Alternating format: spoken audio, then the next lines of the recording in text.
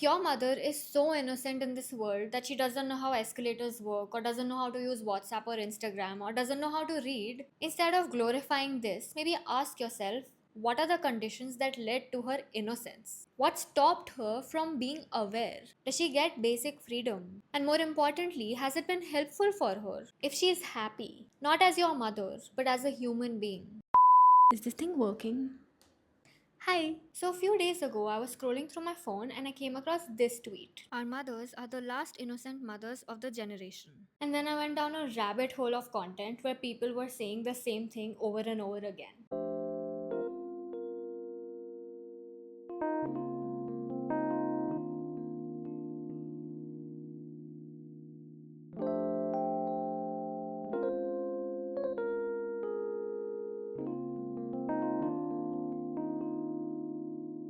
We are the last generation to have such innocent moms. Middle class Ami is the simplest soul living in 21st century. She will cook for the whole family, but using a phone will be the most difficult task for her. Wearing simple clothes, a face with no makeup yet beautiful. She'll feel proud managing households. Example for ladies. A lot of people seem to think that women should remain innocent. Let's break this down, shall we? Hold on, I think I'm going to need my little emotional support goat for this. Say hi. Hello. Now, what does the word innocent even mean? And what does it mean to be simple as that tweet describes it? Is it someone who is cute and lovable? Sure. But why are they cute and lovable? Because they are someone who does not know how the world works. Someone who does not have any experience. Who trusts easily. Someone who puts their faith in people around them way too easily. In this video essay, we'll try to understand the innocent mothers of the previous generation and discuss a little bit about philosophy, psychology, and also whether or not being innocent is actually a good thing. Spoiler alert, it's not. Good morning. I'm Divija Bhasin, a content creator and a therapist. I make videos on Instagram. Here are my pages. Go follow them. You have to go follow them. In case you want to book a session with my team of therapists who are all qualified, you can go visit thefriendlycouch.com. Now let's get into it. The people who keep complaining that the previous generation of mothers was the last generation of innocent women are apparently sad that women are no longer innocent. Being not innocent is seen as a bad thing. By that logic, they want their mothers to remain innocent. Now, what else do we call innocent? Babies and small animals. Why? Because they're new to the world and they don't know how things work and they need help. We find this lack of knowledge cute. We get a feeling like, how can you not know something so basic? There's this tinge of pity and condescension. No, wait, what? Being condescending. We are condescending when we say this, yes. Like you almost look down upon them for not knowing things. And this makes it kind of entertaining. Like we know, but they don't. It's like a little secret. My question is, why do these people want to see their mother like a little baby? A helpless baby.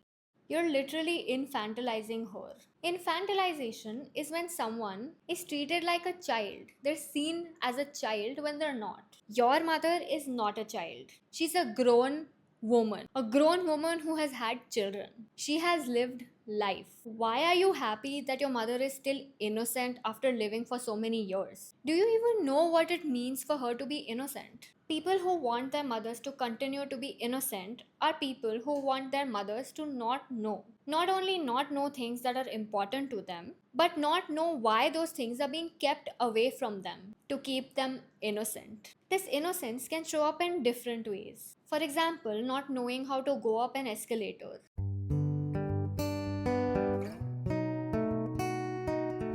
Or not knowing how to use social media. These are just small examples. The bigger examples are not knowing how finances work, not knowing about politics, about things that are going on in the world. मानो या ना मानो, हम सबकी माँ वो आखिरी माँ है जिसे व्हाट्सएप और इंस्टाग्राम चलाना नहीं आता। Or even just around you.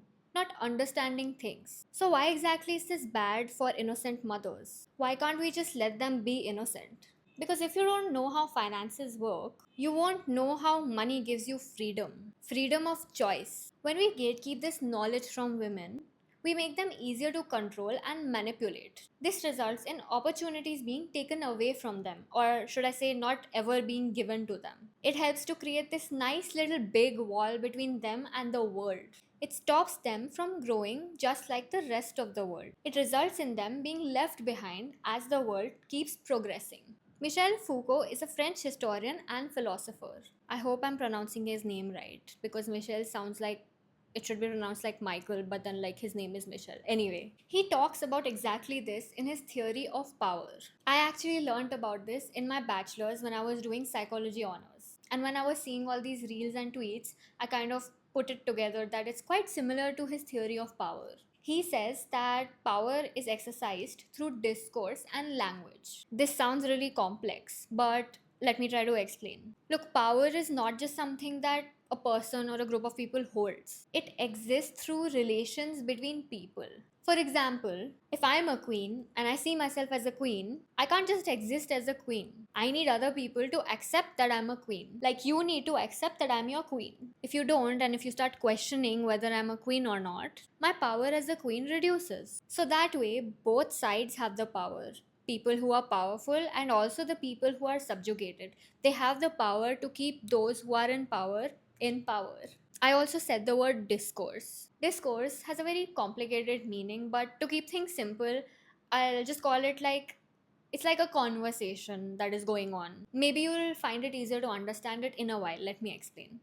So, how is power exercised through discourse? How do we communicate? Through language, right? When I say language, you might think that I'm referring to things like Hindi, English, Marathi, Punjabi, but it's also terms that are part of the language that are connected to certain social groups. I hope it did not get too complicated. All social groups have different hierarchies and their own language. And this is what we mean by discourse. Let me explain this with an example or a few examples. So, what are social groups? Social groups are just like groups that are divided by societal things. For example, age, like Gen Z and Millennial, there are two social groups. The language that Gen Z uses might be different from the language that Millennials use, even though they're both talking in the same language, like English. For instance, Gen Z might say words like aura points or riz, and millennials would be like, what is this person saying? So you see, the language of Gen Z is different from the language of millennials, even though they're talking in the same language. And that's what discourse is: language in a particular social context. So Gen Z might use certain language to feel cooler and better than millennials. They'll use words like riz and aura points to have their own meaning and conversation and exclude the millennials, and they'll laugh at millennials for not knowing this young people language. And this creates a hierarchy. Another example of social groups being divided into hierarchies through discourse. Let's imagine that a girl goes to a group of boys and says, I love F1, I'm a huge F1 fan. The boys might question her and be like, no, you don't. Name 3 cars. Prove that you know our language. That's the social group of boys using language as a way to exclude girls, to make them feel like they're not a part of that group. And because the girls might not be able to name 3 cars, assuming in this example, the boys will feel like they're above them because they know more than the girl. Job titles also divide people into two social groups. For example, a manager versus an intern might use different language. That puts the managers more in power compared to the interns who might feel clueless about what is going on. And this leads to the managers feeling more powerful and excluding the interns more, and also being able to exploit them more. Do you have access to Yellow Banana Split? What is that? Wow, I can't believe you don't have access to Yellow Banana Split. Yeah, I mean, no one told me what that is, so I guess how would I have access, you know? Yeah, it's just like really something they should have given you. Do you What the fuck is going on here? So these are just two examples of how corporate lingo is used as a way to exclude people. And these are just like funny examples of that. I have personally experienced it too. For example, sometimes I work with like a really big brand, and they might send me a contract that says that they are going to take royalty free, perpetual, sub licensable rights to my content. Now, for a person who has never done this before, they will not understand what this means. It basically means that they will own my content for the rest of my life and not pay me or give me any credit, and they can sell it to whoever they want forever. But I wouldn't sign it because I am aware of this language, of this corporate lingo. But a person who doesn't know might sign the contract, and that way they can get exploited. So, this way, people who are above us use language as a way to control us and manipulate us and exploit us. Coming back to why this is relevant to the video, men are often heard saying things like, "You're not going to understand, तुम्हें समझ नहीं आएगा." Go back to the kitchen, let the men talk. You'll often see them saying this to women, like, "You don't understand what we're talking about, so get out of the conversation." की बीवी क्या नाम है? Hillary. Hillary ऐसा क्या नया कर देती है शुक्लवा? I agree with you Pandit. हाँ, I agree with you. Trump वही एकमात्र ऐसा आदमी है जो अमेरिका में जान लाएगा वापस। रॉन्ग फॉर थालियां लगा दो। खुदा तो है।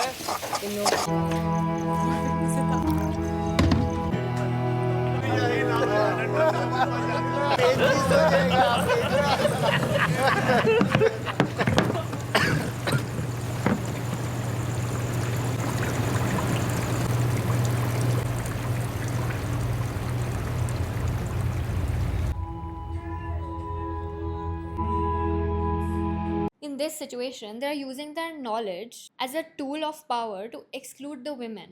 They might say this when they're talking about finance or politics or even science. This gatekeeping of words and language from women and other such groups has actual serious consequences for the whole world and how women get to live in this world. For example, if we talk about biology, if a woman is never taught what a clitoris is, she is less likely to have an orgasm because the clitoris is the way for women to have an orgasm.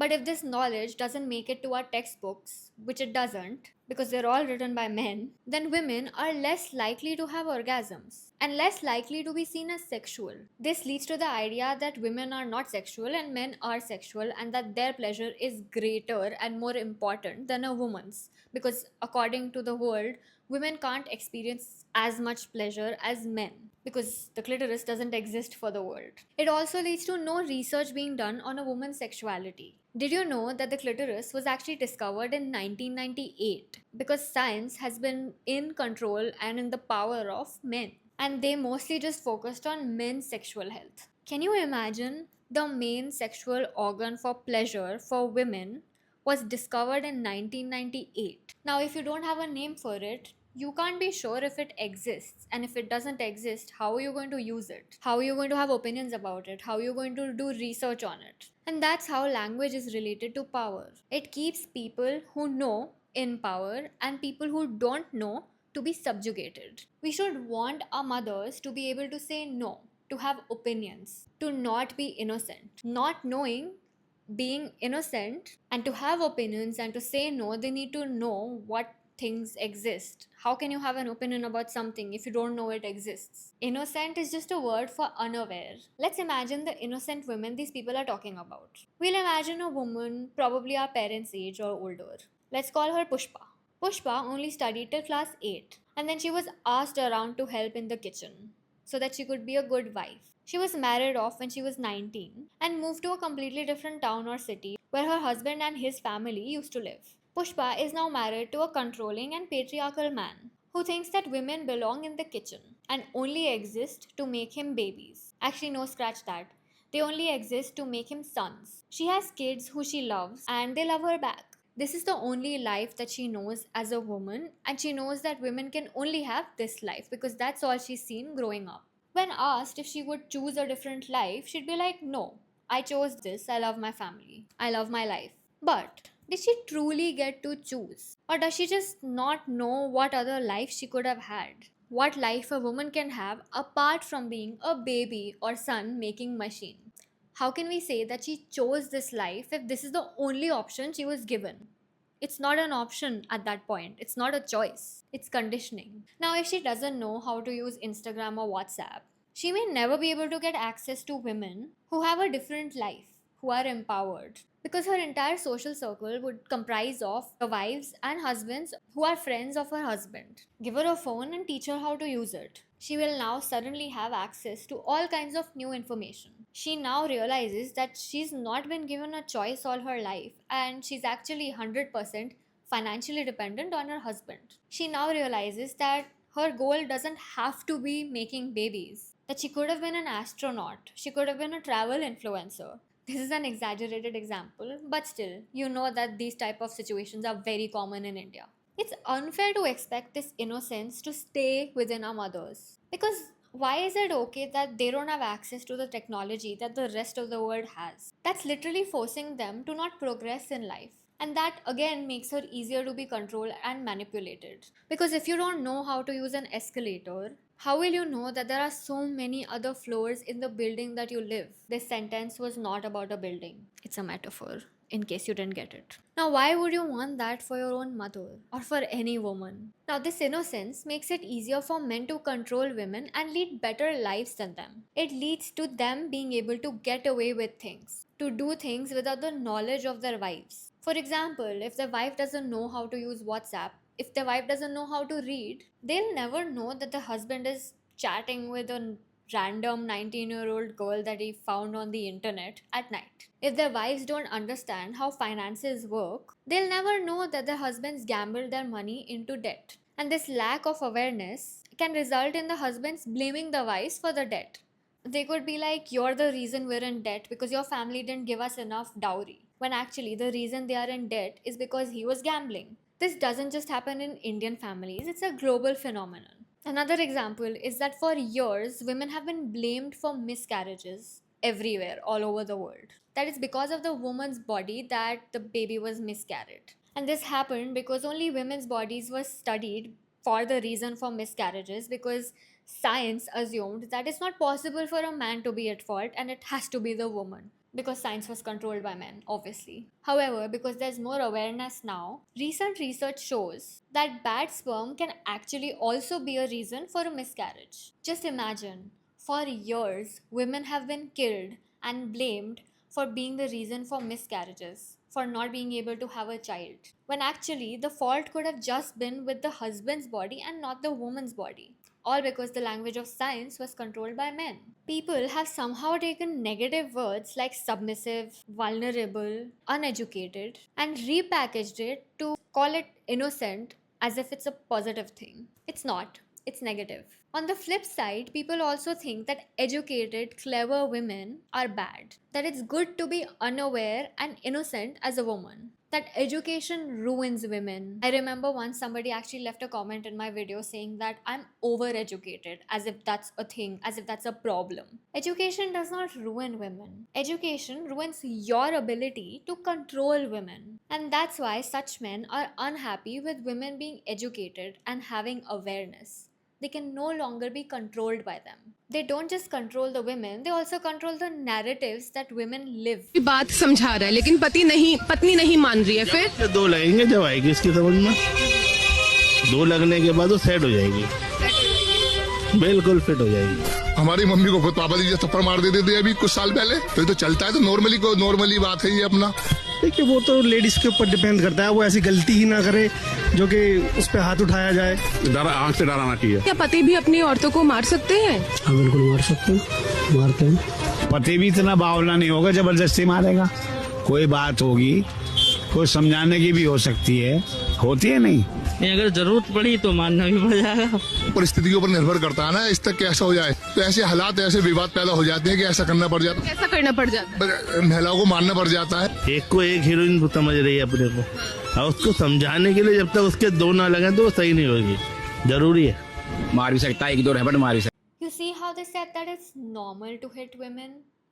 Or she asked for it and that's why she was hit. Now, if a woman has seen men hitting women all their life, seen their fathers hitting their mothers, and she gets repeatedly told that if she doesn't do something right, if she makes a mistake as a woman, that's why she's getting hit. And not because their husbands are being abusive and that they're the ones who need to change and not her, why would she question it? How would she question it? Narrative will continue to be that she was the one at fault and that's why she was hit, and not that the man is being abusive. But if she was educated, if she was aware, if she watched videos, she might see that other women are also going through the same thing. She might see different narratives around abuse. It would give her power that wouldn't exist without the internet, to speak up and potentially stop the abuse. And then there are other men who say that women who are educated and independent are not good wives, that they're not capable of having healthy relationships or loving passionately. No, that is not true. It just makes them harder to control.